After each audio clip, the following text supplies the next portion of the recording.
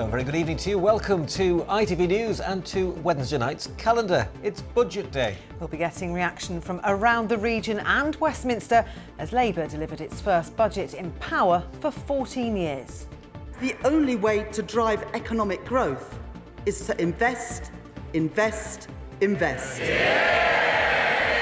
The Chancellor and Leeds MP Rachel Reeves unveiled £40 billion in tax rises to rebuild Britain, with promises to put more pounds in pockets. But for some of those watching in Scarborough, which turned from blue to red in July's election, there was a degree of scepticism towards today's announcements. To me, they're just hitting the wrong people, and I feel cheated again. The gap between people on higher salaries and the people on minimum wage is closing. It's always going to be jam tomorrow, and it isn't.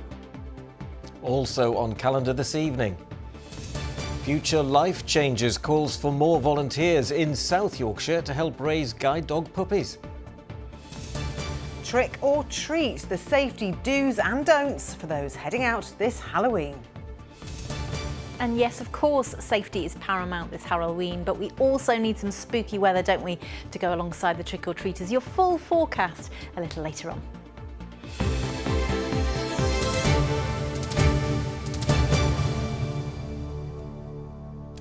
First this evening, the first female Chancellor, Leeds MP Rachel Reeves, took to the dispatch box today, delivering a budget which will raise taxes by £40 billion, a record for modern times. The government hopes the budget, Labour's first since 2010, will convince the public that it can rebuild Britain and restore its creaking public services, with pledges to put more pounds in people's pockets. Well, among the announcements was the Chancellor's pledge to protect working people by increasing the national living wage for over 21s by more than 6% to £12.21 per hour.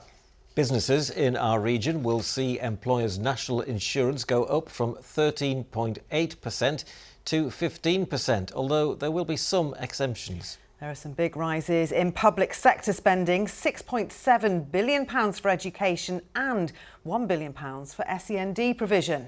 And the biggest increase goes to the NHS, £22.6 billion in day-to-day spending to help cut waiting lists, improve hospitals and recruit medics.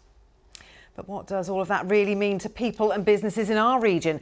Scarborough elected a Labour MP in July for the first time in 19 years. And like many coastal towns, it relies on a prosperous summer to get through the winter months. Katie Oscroft has spent the day there as people assessed the impact of the Chancellor's budget.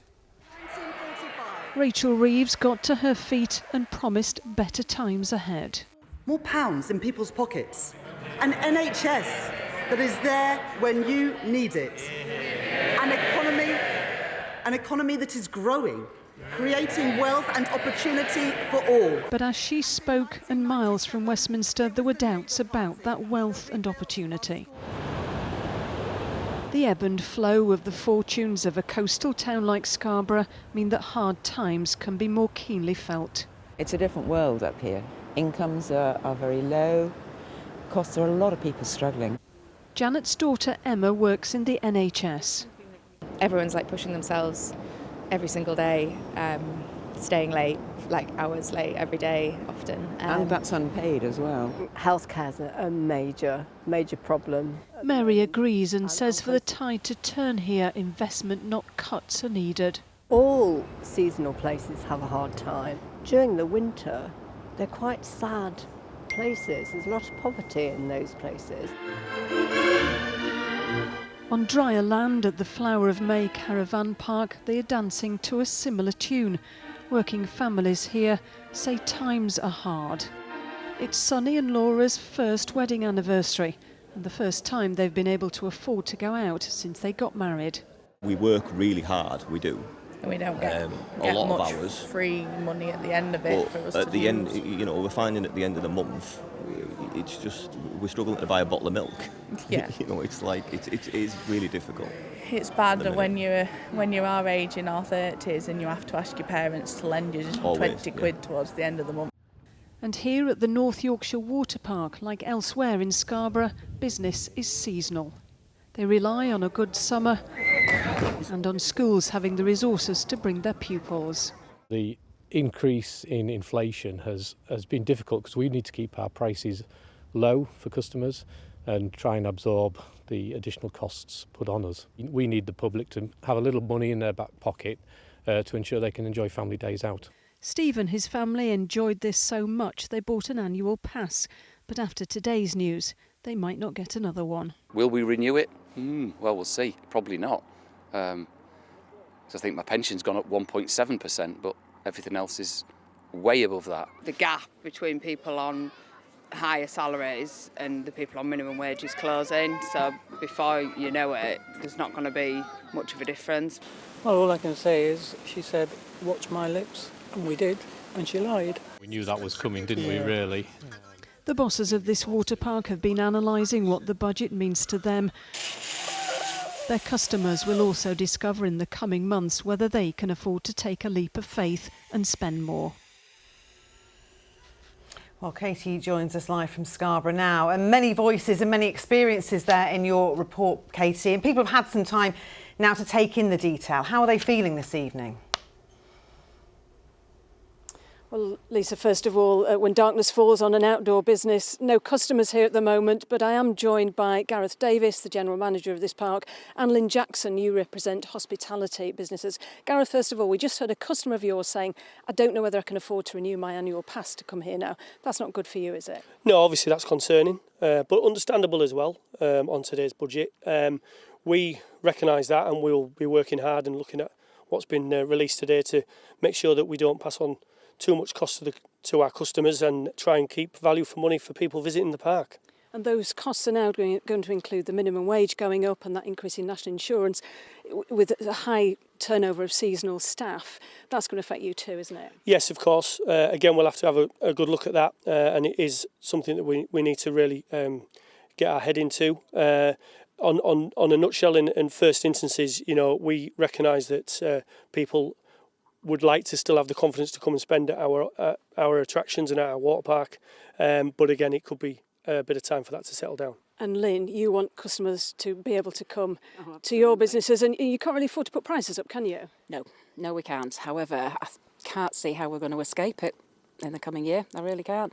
With an increase in the NI, and then a decrease at the point where we have to pay that NI, and then the increase in wages, that is going to hit everybody really hard. And briefly, would you like to see perhaps seasonal businesses exempt from things like the national insurance increase? Yes, we'd like a decrease in VAT as well. 5% would be lovely.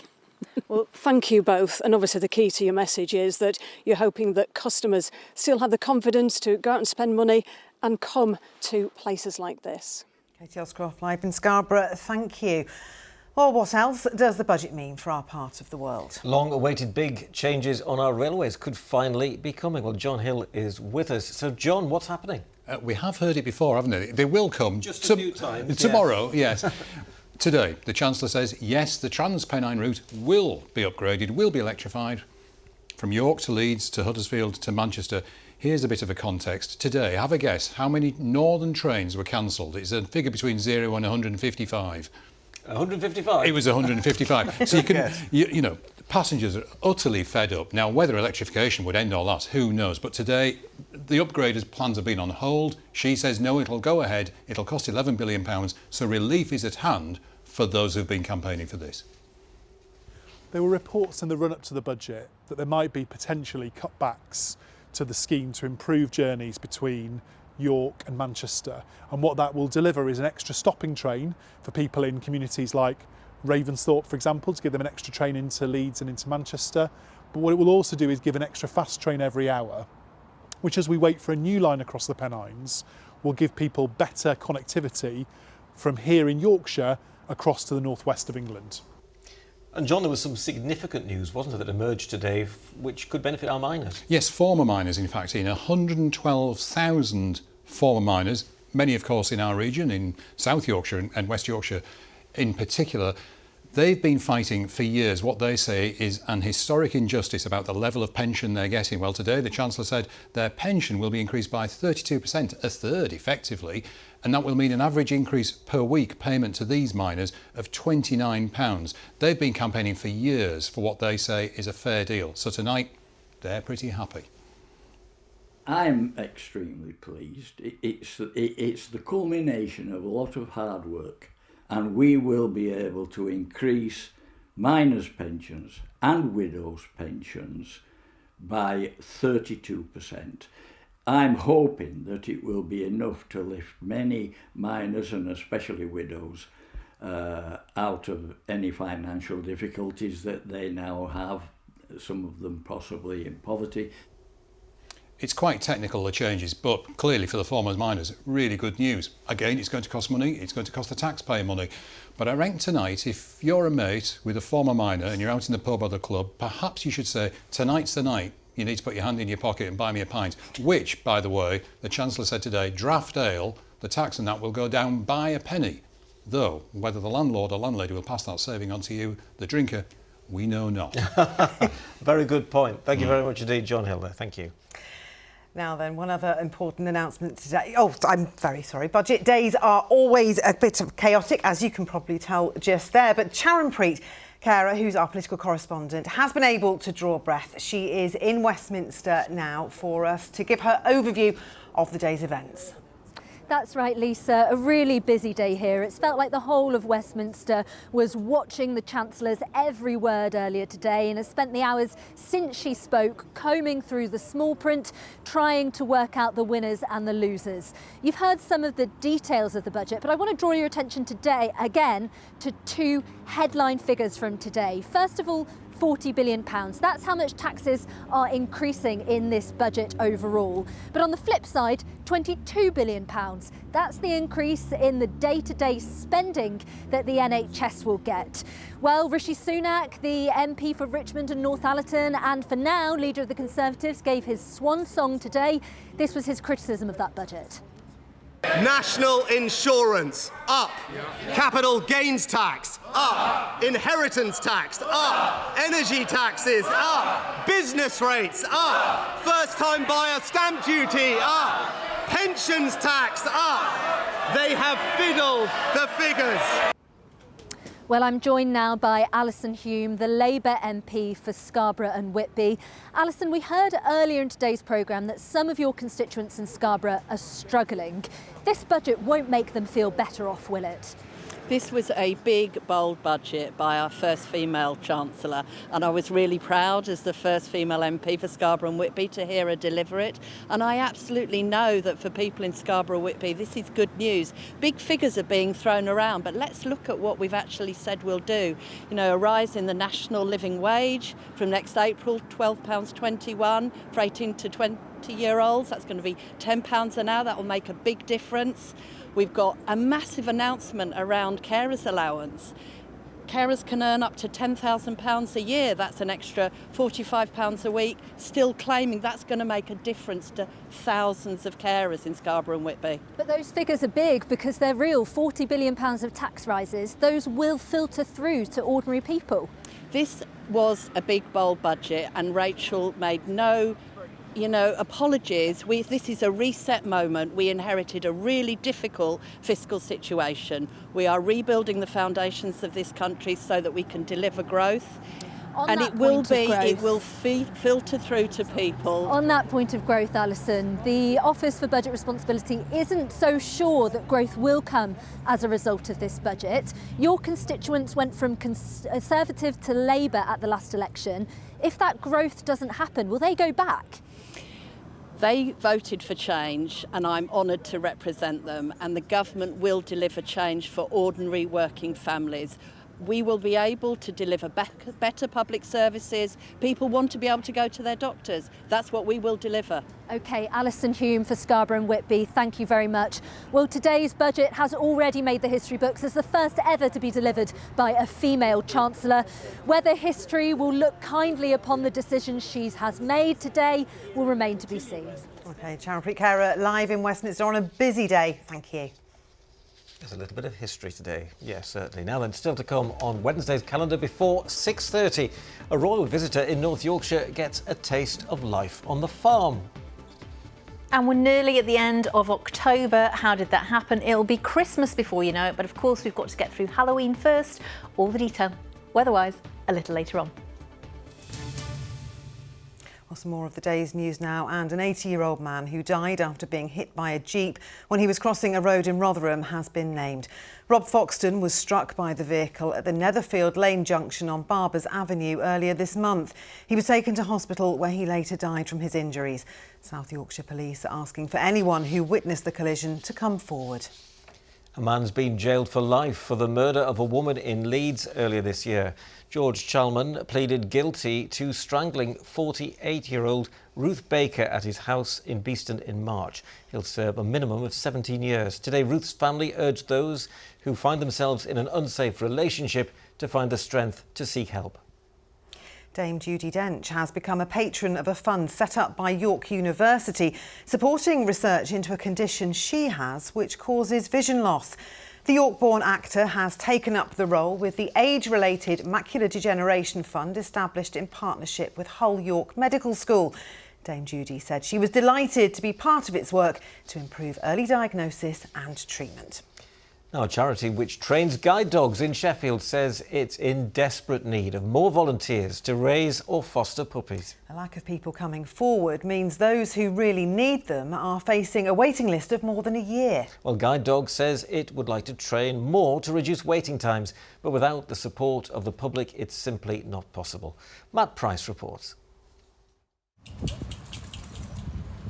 Another guide dog in training at this charity in Tinsley in Sheffield. There are 16 puppies here currently, learning to become invaluable assistants and family members to the blind or visually impaired.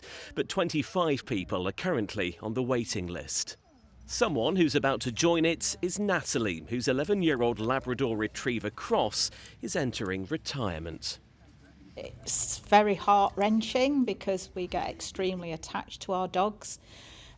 Yes, they are our guide dogs, and so they are there to aid our mobility, but equally they are sort of life companions.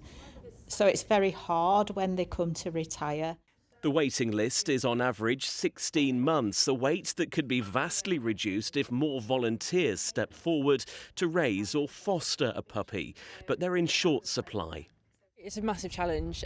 We need puppy raisers to ensure that we have a constant supply of puppies coming through and that the puppies are correctly socialised, so when they come into training we can hit the ground running.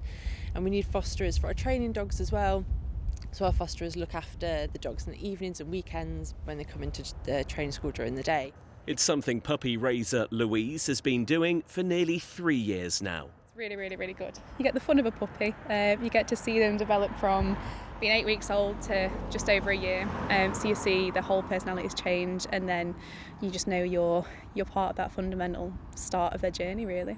They're very clever, they're very loving, they're very loyal. There's just something very special about them. They're little superstars, to be honest.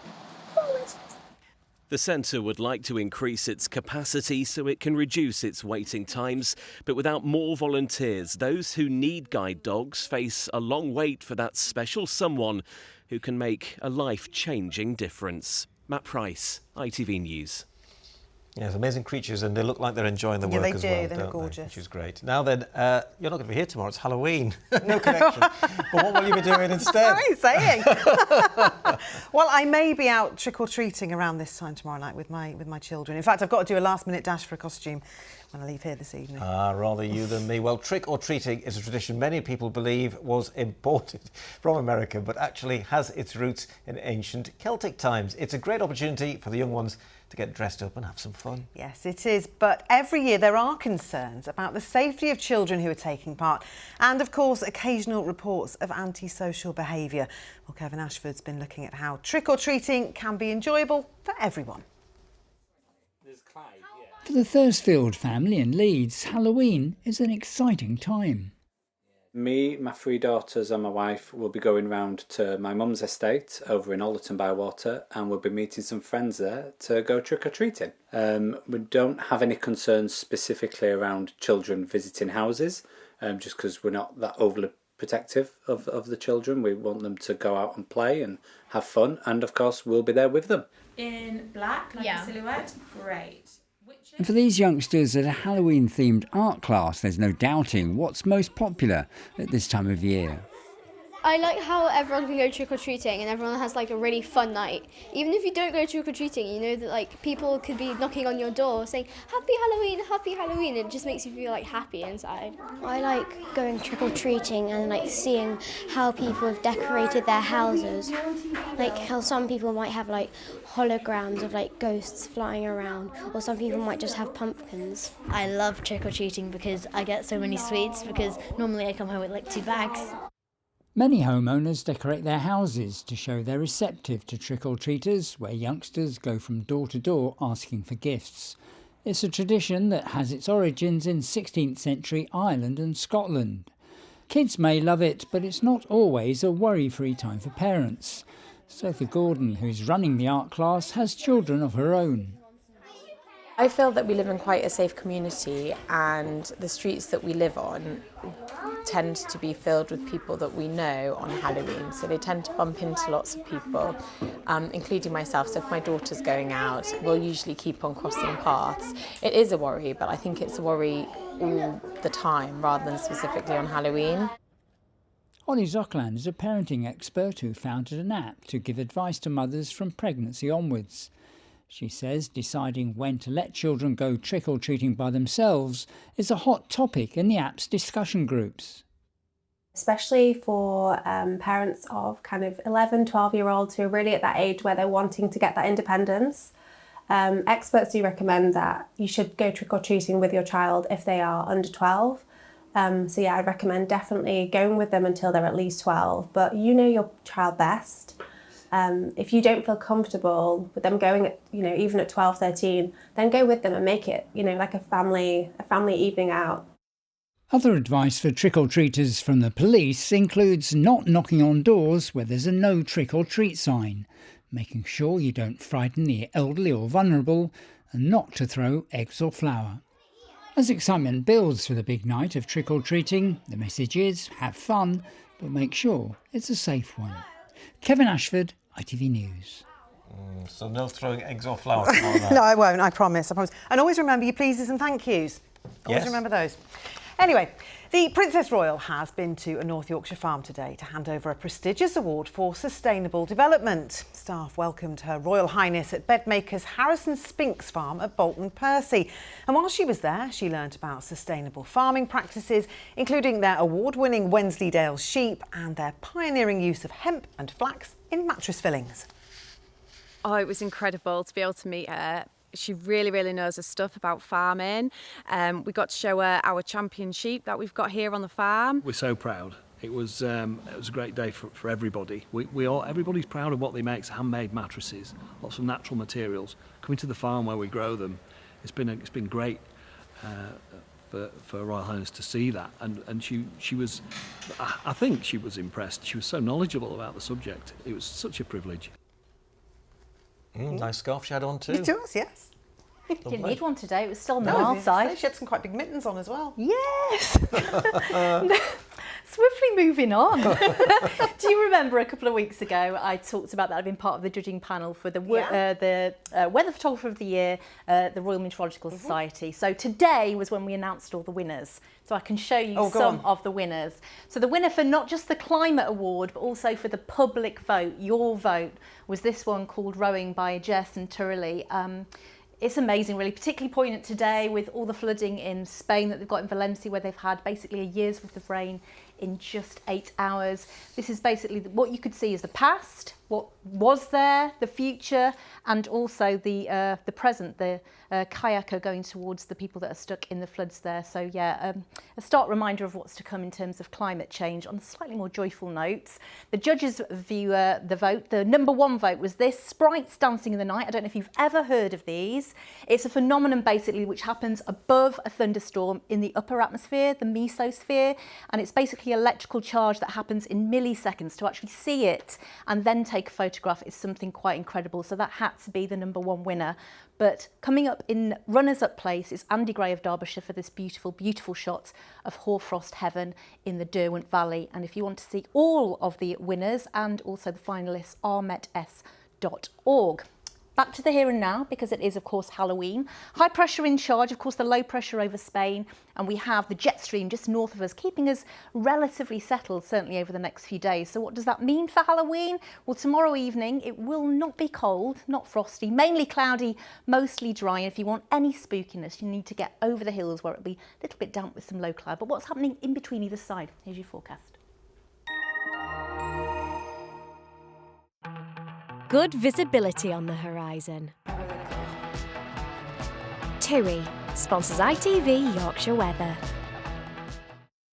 Yes, high pressure definitely continuing to bring a quiet spell over the next few days, but it was a little more cloudy across the region today. So those autumn colours helping to bring a little bit of brightness. New Miller Dam looking absolutely gorgeous here earlier on. A big thank you to Wendy for the share weather photos at itv.com. So yes, high pressure in charge now. By the time we reach late tomorrow, early part of Friday, this front starts to approach and it will sink southwards, but just brings some rain and drizzle and thicker cloud.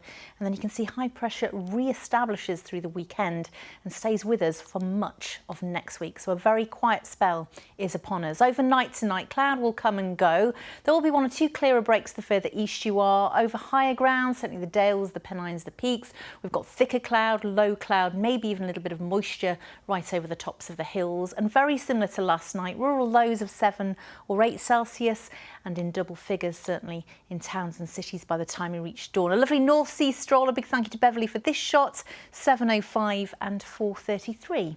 Are sometimes as we head into Thursday. So tomorrow I do think the cloud will break at times east of the Pennines. It's generally dry and cloudy, but some moisture coming out of any thicker clouds, so bits and pieces of drizzle right over the tops of the hills. And temperatures a degree down on today, 13 or 14, but with that breeze it will be noticeable, but it will also help to mix the cloud up the further east you are.